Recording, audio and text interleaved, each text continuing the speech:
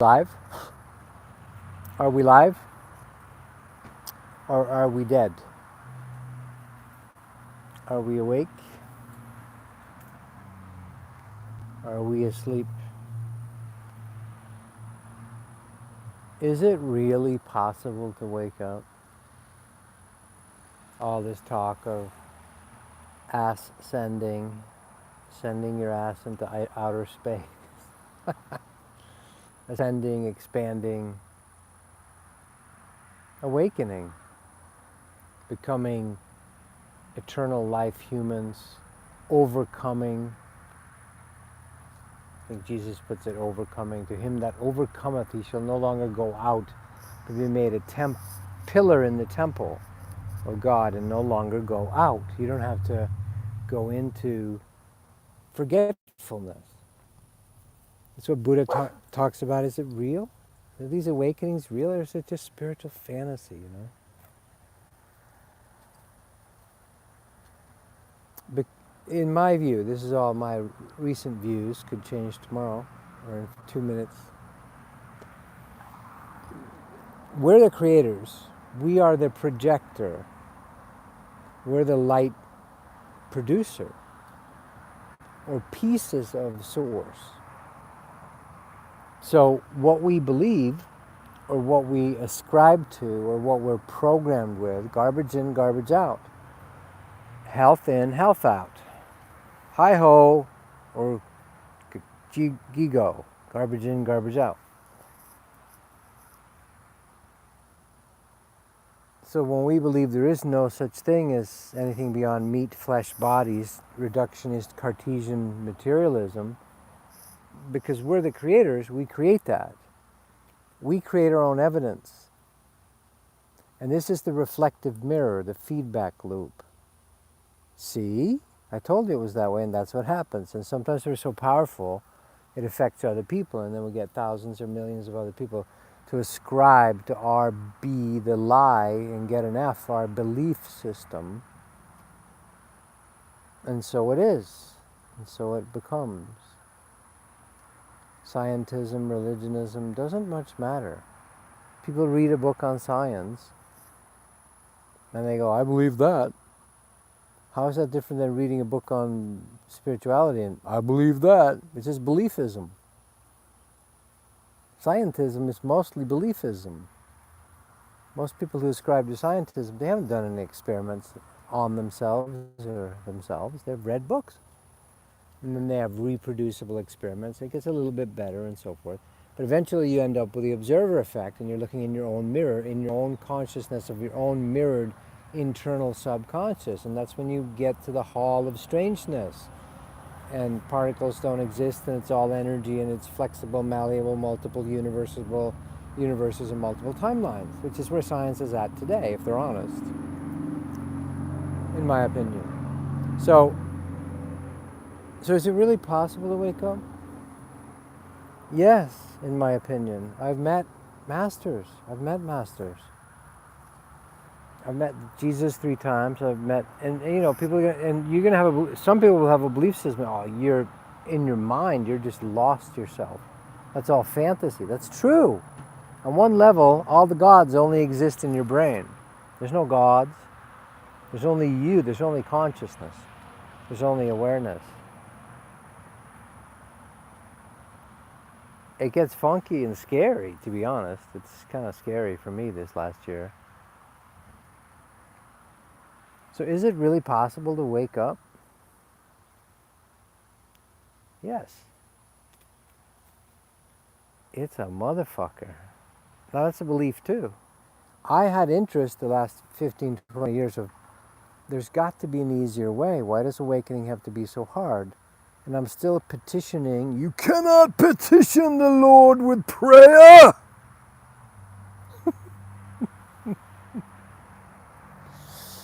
I'm still petitioning the universe with, why is it so difficult? And every teacher you study, Yogananda says it, why it is so, you will know when you will know. It's like that. You can't know it ahead of time. You can't know what water tastes like if you've never tasted water. There's some organisms like desert mice and rats that never taste water. They get it from what they eat. So, yes, awakening is possible, but you're going to have to confront, this is my opinion, you're going to have to confront your subconscious programming, the collective programming. And most people who have tried it die a bunch of times first. They get crucified, they get, they die from disease, they die in battle, they die from fright. They die, the body disconnects from whatever the essence spirit is. So, apparently, from all evidence around us, you're going to do that anyway. You're going to die anyway, right? So what do you got to lose? Trying to do a little waking up. I don't think there's anything to lose. There's really everything to gain, you know. The masters that do come back and talk to us, whether it's poetic Lao Tzu with the Tao Te Ching, it's just beautiful. There's something going on there. Or those that have experienced Jesus, woof, there's some peace beyond understanding, standing under, overstanding. Inner standing, I recommend the inner standing instead of over or understanding. Don't look down on it and don't be oppressed by it, but equal, inner standing.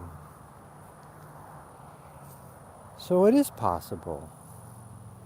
But it will challenge every little sacred cow you have. Again, these are my opinions at the moment. Your ideas about family, your ideas about sex, relationships, money, religions, obviously, spirituality, all your ideas about spirituality. Once you start realizing we're the belief projectors, we're the creators, we're the manufacturers of thoughts and ideas that you slide in front of the projector, and whatever you're sliding the light, putting the light through the slide, that's what the shit that you throw on the wall. Whether that is whatever ism, floating terror, anxiety, reasonable symptoms that my mind can use to generate, oh, this is what's, but I can't really find anything. That's why we rush off, I would suggest to you, I need a diagnosis. And the doctor doesn't get paid. And if you come in to a doctor and he examines you and goes, she examines you and goes, I got no clue, no idea, don't know. You're like disappointed. You want a diagnosis. You want to tell me I got something. Tell me what I got. You have chronic fatigue syndrome. Oh, good. I'm diagnosed with chronic fatigue syndrome. What does that mean? I'm tired all the time syndrome, and we have no fucking clue why you are tired all the time. But we'll give you a label and a name, so your ego goes, oh, okay, I got something. Right? So that's the mind trap. So facing, ooh, there's no foundation except me or source consciousness, whatever your beliefs are about that. That's terrifying. That's the abyss. That's the void that we all avoid. We all avoid. Johnny was reminding me about the word avoidance I used starting, 15 years ago. Avoid dance. We avoid everything. We dance around the void. All of it, all of civilization is an abortion. Meaning in the sense it's a temporary creation that's going to be flushed. Every civilization, every planet is going to be dissolved. The atoms are going to break apart back into pure photonic amplitude-hedrons. Or even beyond that, thought, which we can't even quantify yet. Not even with quantum physics. Right? So I don't want to be arrogant at all. But so today I was feeling the abyss fears. So is awakening possible? I think so. I know so.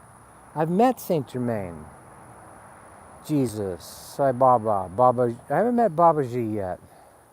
Well, not that I know of, I should say. Yogananda has come to me a few times.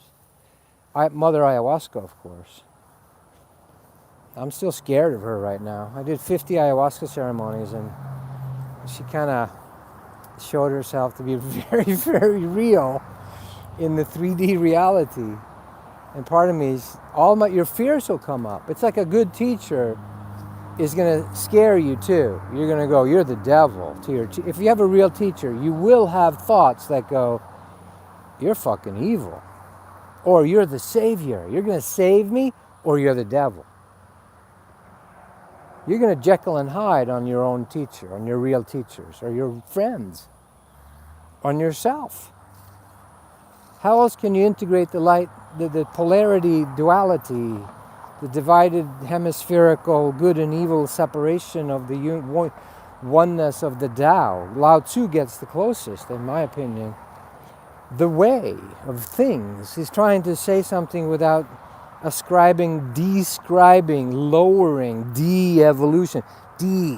Taking the essence and describing it, meaning lowering it into script, describing. You know that. Words are just symbols. So is awakening really possible? I think so. Has it been easy if you look at others? Buddha, did he have a good time those 7 years? No, but something happened. He woke up, started laughing, laughed for 3 days, and first thing he said to his disciples was, get some food. He's like, I'm sick of this restrictive diet of rice and clarified butter or whatever it was he was eating, or not eating mostly. It all drops away. So there's been many, my knowing is there's been overcome the separation, overcome the illusion, the Maya Mitote dream fog. Is it going to be like taking a weekend course and learning the 10 steps to ascension? A 1 weekend course for $295, you'll be able to ascend? Probably not. You'll have to face your own inner demons, like when in the Wandering Taoist by Deng Ming Dao. If you've had lifetimes of Oriental, that's a sexist term, by the way. Orient is wrong. Occident is okay. Orient's bad. All right, today's current climate. If you've lived in the Far East, how about that? Is that allowable? On the Huashan Mountain with the Taoists, which I think I did, because whenever I'm up in mountains like that, I feel like I'm walking these mountain paths and the peaks, and reading those books by Deng Ming Dao, the Wandering Taoist, the Taoist Chronicles, unbelievably good. He spends 3 years or 2 or 3 years in a cave at one point. This is the real shit. This is not, to face himself. No human interaction. There's a river that runs through the cave. People will come in, and there's a plank across, and they leave food for him. They walk it across, put the plank down, leave it on his side. And at one point, the reality totally melts for him. Now, he's been meditating for 10, 15 years and doing Taoist alchemical practices. It's a true story, by the way. It's his autobiography. I don't think he's in body anymore, but one point, reptilian beings manifest in the cave with him. And the walls melt, and he goes into other dimensions, other timelines, other time spaces. Hang on a second. I'm going to whistle. Close your ears. Gab, stop. So the walls are going to start shaking and the earth will start quaking. Thank you, AC/DC. St. Anthony, it happens to also. He's in a cave in Egypt. He's the first Christian saint, so to speak. There's real ones. There's real Buddhists and Taoists and Sufis and Christians that have overcome the illusion. Some people say that the Maya Mitote illusion Maya is the Hindus thing, or the Vedic. Maya is the illusion. Mitote is the Toltec shamanic of the fog, the mind fog that we're in. Our minds are projecting shit all around us all the time. And I was doing that yesterday. I found a beautiful feather right over here, because I've been toying with shamanic stuff, with doing the ayahuasca. You can't help it because it's so riddled with shamans. Again, this is my opinion. The vast majority of ayahuasca shamans, they're not enlightened Buddhas or Christs, so their shit's going to bleed through. It's just that they're going to have some techniques of mind controlling you. Most of it's black magic, in my opinion. So right over here, actually, the other day, or 2 days ago, I had a big, beautiful feather. It felt like a hawk feather. And then I looked, there's remnants of little feathers, which I figured out later, the hawk made a meal here out of one of the turtle doves or something, right? Well, I picked up the feather, but because I've been playing with, whether it's at Hopi or with the ayahuasca stuff, I've had fears of the black magic crapola and experienced it. So it's not just fears, it's something that's in my subconscious still, other lifetimes, whatever, collective. I was like, I didn't trust that feather, like it was a plant from something trying to affect me. And it bugged me. And that was my own fear projecting. Later I realized this, but at the time I couldn't keep this gift, which later I said, oh, that was my masters trying to help me with a big, beautiful Cooper's hawk feather. I have collected feathers. I have swans and owls and all kinds of feathers, crows and ravens, and I've collected a whole fan of feathers that I want to make a traditional shamanic fan out of. By the way, if any of you do that, let me know. I'd like to send you see if it's the right thing for you guys to help, if you want to help me with it. So anyway, so my mind was projecting old black magic fears onto that feather. And later, it was part of my lesson. I experienced it both ways. Later, I actually got rid of it. I took it out of the house and smudged it. I was going to burn it, right? All old fears. That. Later, I checked with a trusted friend, and then I realized that was actually my helpers trying to encourage me, leaving me right outside my door, basically, a beautiful Cooper's hawk, big feather.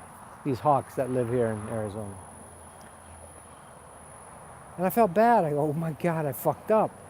But if they're true masters, they're teaching me. They either know I'm going to get it or I'm not going to get it. Either way, I'm going to learn.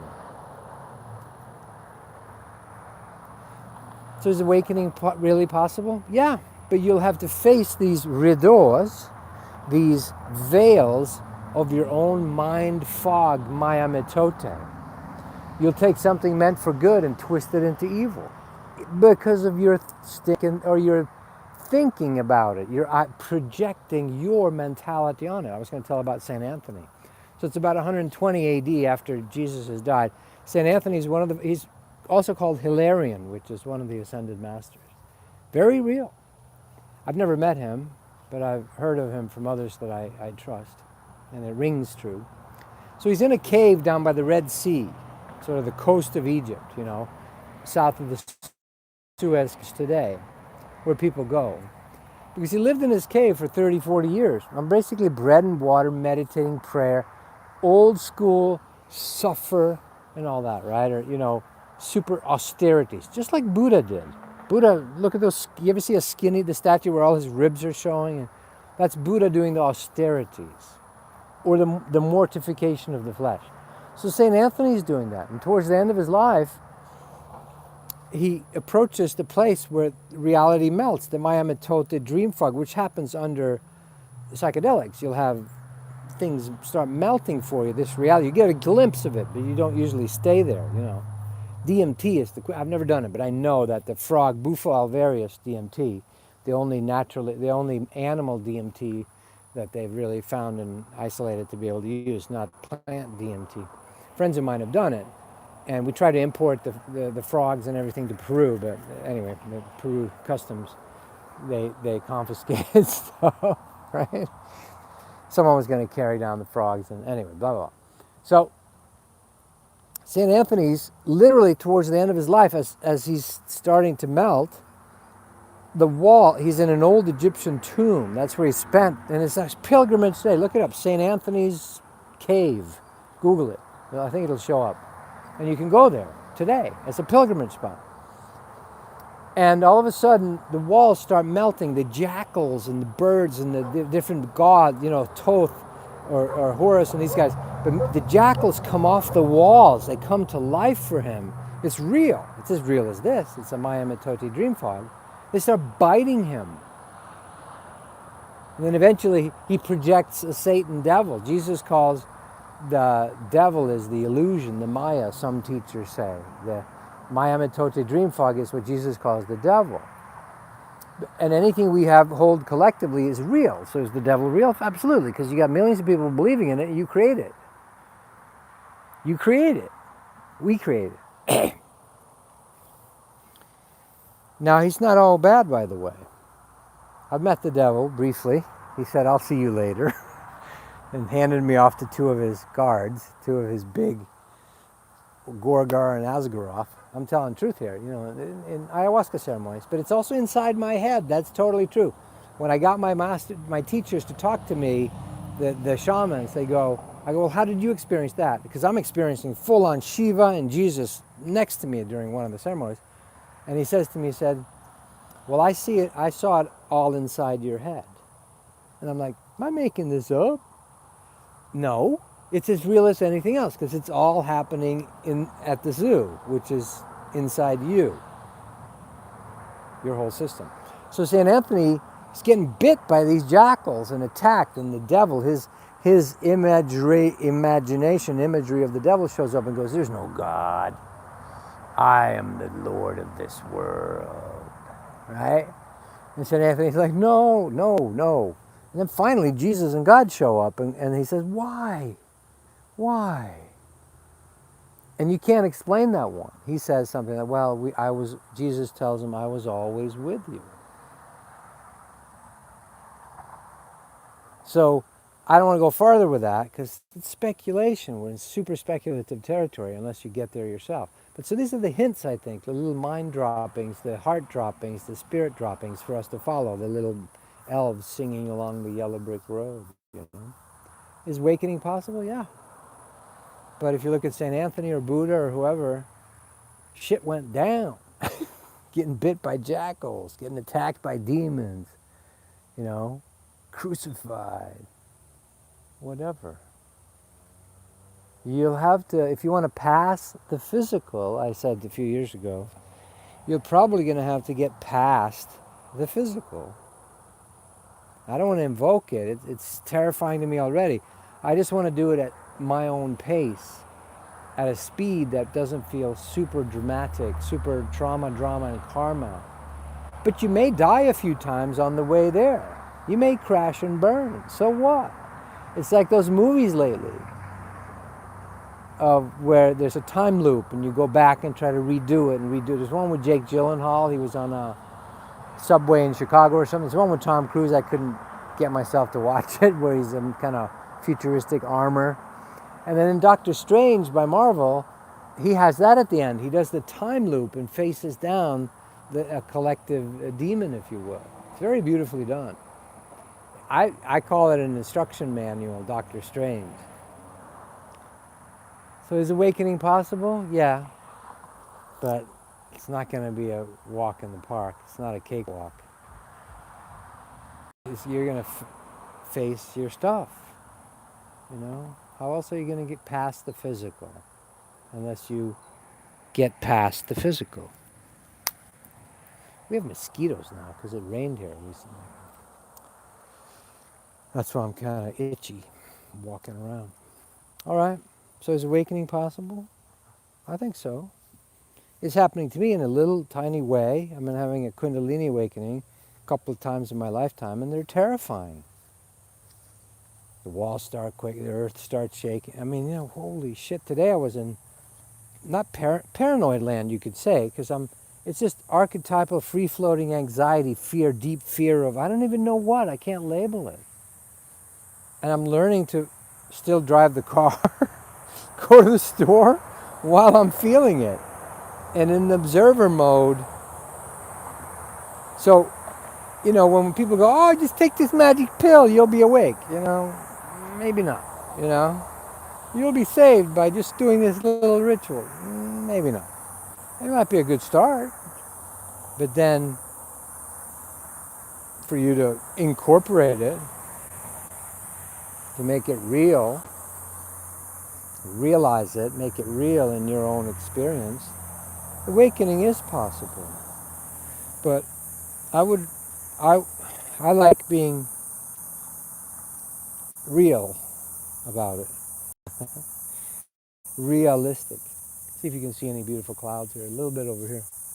Can you see that at all? Or is it just whited out? I think it's just whited out. Okay. There it is. All right. I guess the sunset was too much. Anyway, if you're interested in maybe it's a little more honest, a little more direct, a little more realistic, a little more balanced between light and dark awakening process, or if it's already happening to you and you don't feel totally alone all the time, although that is a phase that you need. The lone wolf, lone wizard syndrome is very well known on this path. But if you want to, join us on the webcasts on Sundays, 10:30 California time, AM,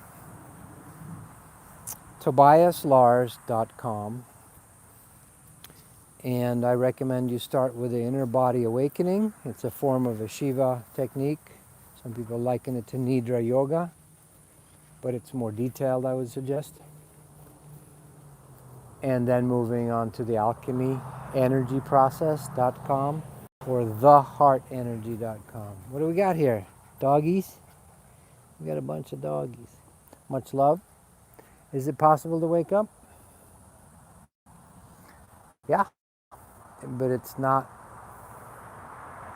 as easy as our enthusiasm at first thinks it is. To pass the physical is a bit of a humdinger.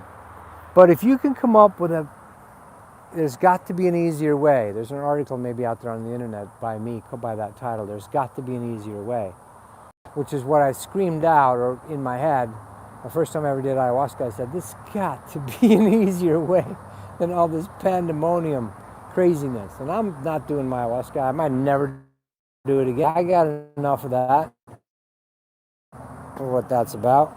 Maybe, unless I get really strong guidance. I don't recommend it for anybody unless you're really drawn to it.